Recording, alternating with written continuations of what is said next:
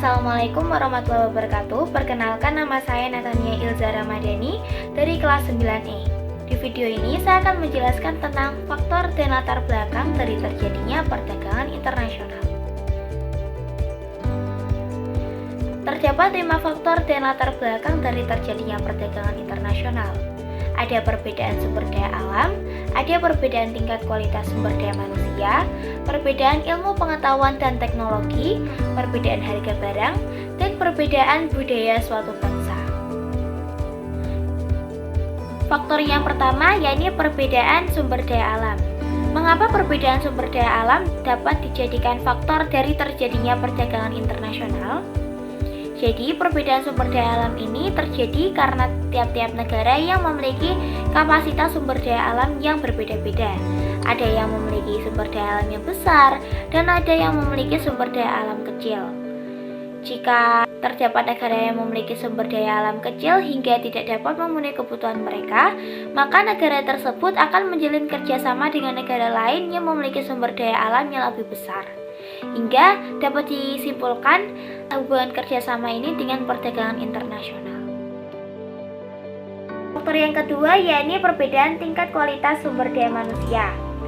Jadi, tingkat kualitas sumber daya manusia ini dihubungkan dengan sumber daya alam dari negara mereka masing-masing.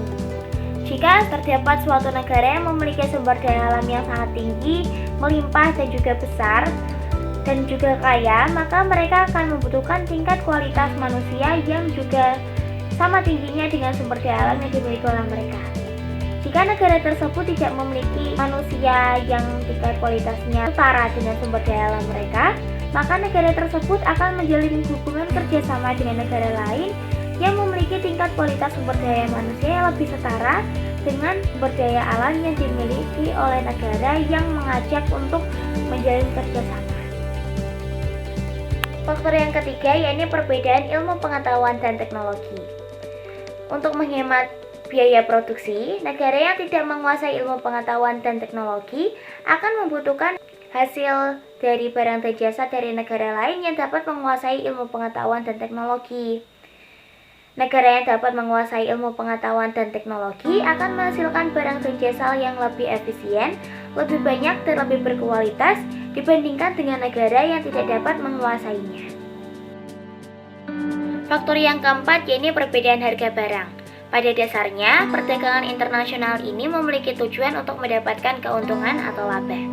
Negara yang memiliki nilai harga barang yang lebih rendah daripada negara lain akan dapat menjual barang mereka tersebut ke negara lain dengan harga yang lebih tinggi agar mereka bisa mendapatkan keuntungan atau laba sesuai dengan tujuan dari perdagangan internasional. Jadi dapat disimpulkan bahwa perbedaan harga barang ini termasuk dari faktor perdagangan internasional. Faktor yang terakhir yaitu perbedaan budaya suatu bangsa. Budaya suatu bangsa dapat mempengaruhi produk-produk yang dihasilkan oleh negara tersebut, sehingga mereka memiliki daya tarik dan ciri khas masing-masing dari negara lain.